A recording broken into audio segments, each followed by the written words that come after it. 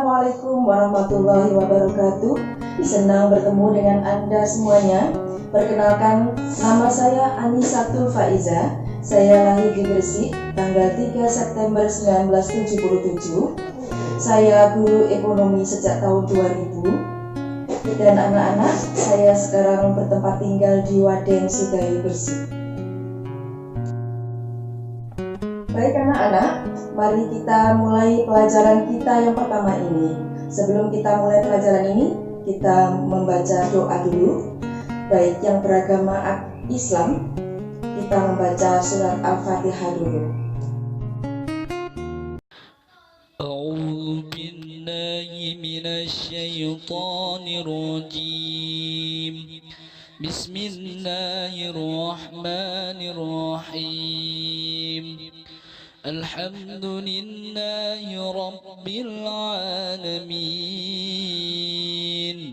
Ar-Rahmanir Rahim. Maliki yaumiddin. Iyyaka na'budu wa iyyaka nasta'in. Ihdinas siratal mustaqim. Siratal ladzina an'amta 'alaihim ghairil maghdubi 'alaihim waladdallin.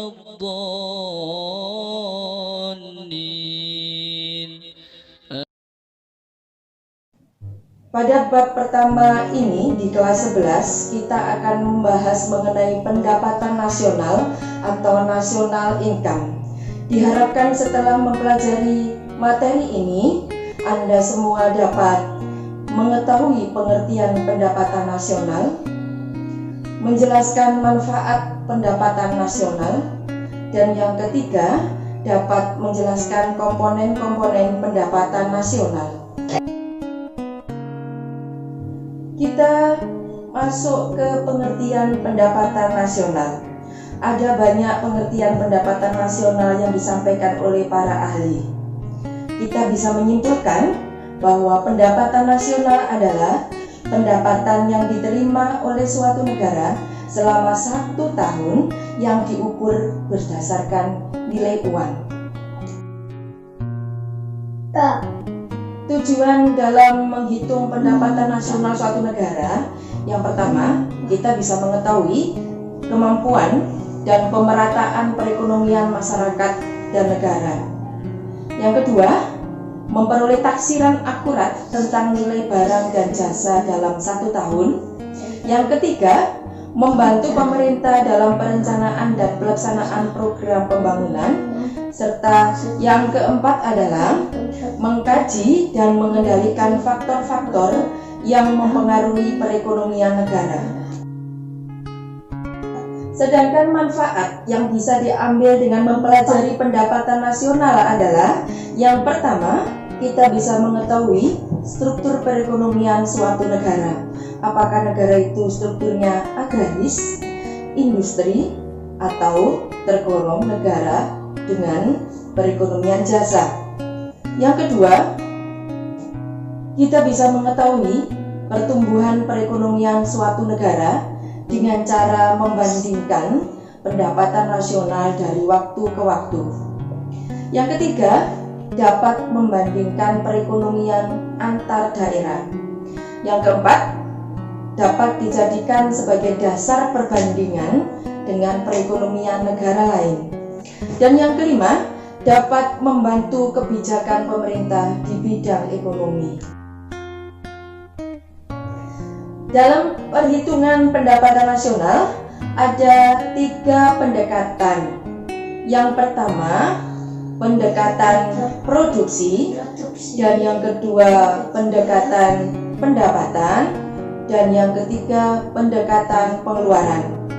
Yang pertama, pendekatan produksi atau production approach.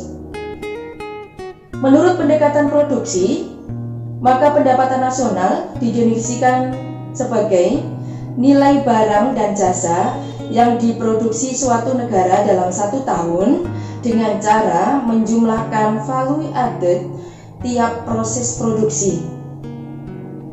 dapat dirumuskan Y sama dengan sigma P kali Q, atau Y sama dengan P1 kali Q1 plus P2 kali Q2 plus titik-titik Pn kali Qn. Y adalah pendapatan nasional, Q1 jumlah barang ke-1, P1 harga barang ke-1, Q2 jumlah barang kedua, P2 harga barang kedua, dan seterusnya. Pendekatan yang kedua yaitu dengan pendekatan pengeluaran. Menurut pendekatan pengeluaran, pendapatan nasional adalah jumlah pengeluaran secara nasional untuk membeli barang dan jasa yang dihasilkan dalam 1 tahun dengan cara menjumlahkan pengeluaran dari RTK, RTP, RTG, dan RTLN.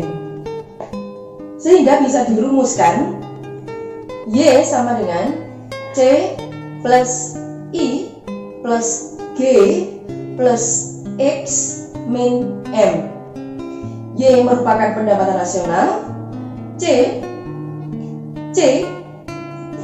merupakan pengeluaran RTK, I pengeluaran RTP atau yang disebut dengan investasi, G pengeluaran pemerintah, X untuk ekspor, dan M untuk impor.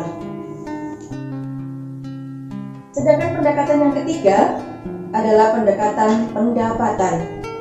Menurut pendekatan pendapatan, maka pendapatan nasional bisa diartikan sebagai seluruh pendapatan yang diterima pemilik faktor produksi yang disumbangkan kepada rumah tangga produksi selama 1 tahun.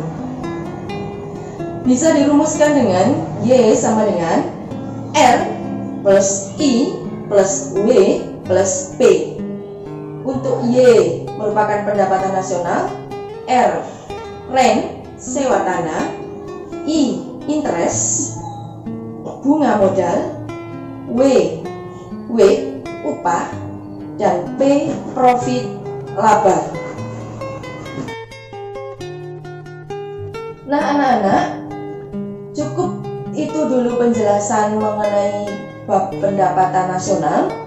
Jadi kita bisa mengetahui apa pengertian dari pendapatan nasional, kemudian manfaat pendapatan nasional, kemudian kita juga bisa mengetahui perhitungan pendapatan nasional melalui 3 pendekatan itu tadi. Untuk memperjelas, maka kita akan mengerjakan latihan mengenai bagaimanakah cara menghitung pendapatan nasional melalui 3 pendekatan tadi.